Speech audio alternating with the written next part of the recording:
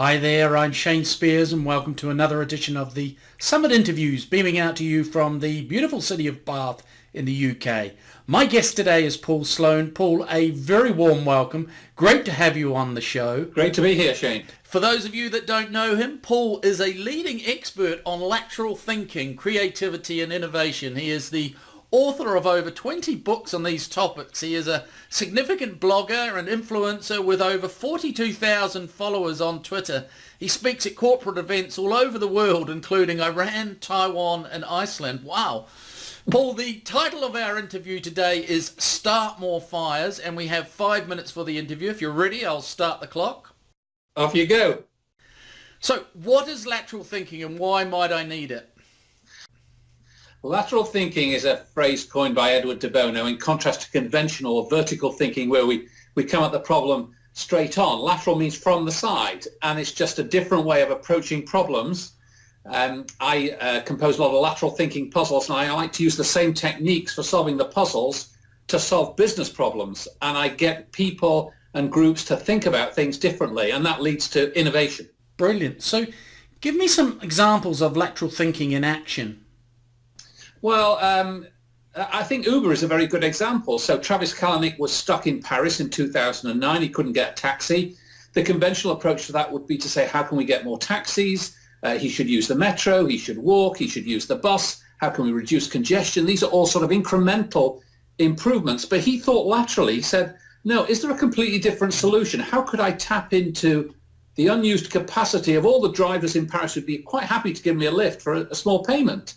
And that's an example of how coming at the problem completely afresh gives you a different and better solution. And it's very often startup companies, smaller companies that do this. The bigger companies tend to be stuck in their existing business model. And it's hard for them. No taxi company could ever have thought of Uber. Yeah. And in the same way that no big telecoms company would have thought of Skype that we're using. Yeah, really. And how can I change a corporate culture from comfortable progress to active innovation using lateral thinking? Well, this is absolutely a leadership issue, and the leader has to convey the rationale for change. He or she has to say, look, we've done very well, but we want to be somewhere different in 2 years' time. And to get there, we're going to have to do things that are smarter and different. It's not just working harder and saving money isn't the answer. It's finding smarter ways to meet the needs of our customers. And that involves thinking about things differently, and we can use some lateral thinking to do that. Right. And how do leaders do that? How do they impact their corporate culture in doing that? Well, they have to empower people to try things. They have to challenge people. They have to accept failure. They have to talk about stories, and they have to talk about their own failures, and they have to view experimentation as the norm. I say you should give everyone two jobs. Do your current job and find a better way to do it entirely. Yeah. Find a way of replacing yourself. And people should not just be rewarded for doing their current job well. They should be rewarded for trying new things. And only the leader can mandate that. Right. And how, coming back to the title, how and why should I start more fires? What do you mean by that? What I say is the innovative leader has to be an arsonist and a firefighter at the same time. They go around starting fires under people saying, I want you to find a completely new way of doing market research. I want you to find a new way of reaching customers.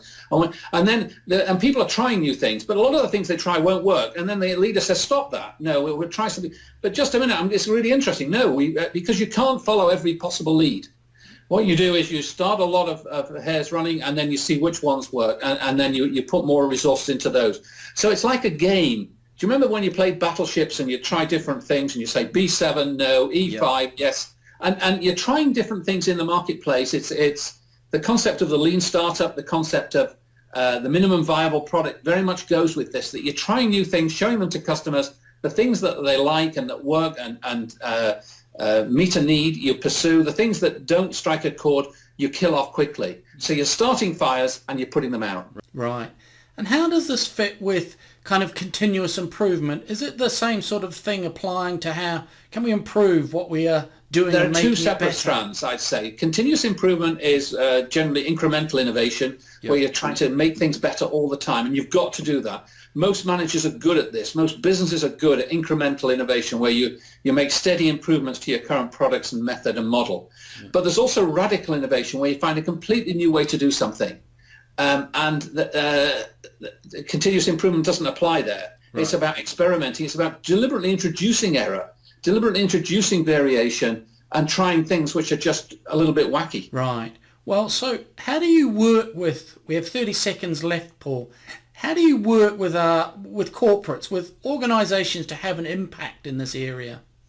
Typically, I'll get a diverse team, preferably with some senior people. They'll give me a challenge. How can we double our average order value? How can we increase market awareness? And I use lateral thinking techniques to get them thinking about those problems in different ways. I don't give them the solutions. I force them, stimulate them, provoke them to think differently using techniques like random word or scamper or one of the other many techniques I use, what-if techniques, which just get them coming at the problem from a completely fresh perspective and therefore generating some radical, terrific ideas. Right.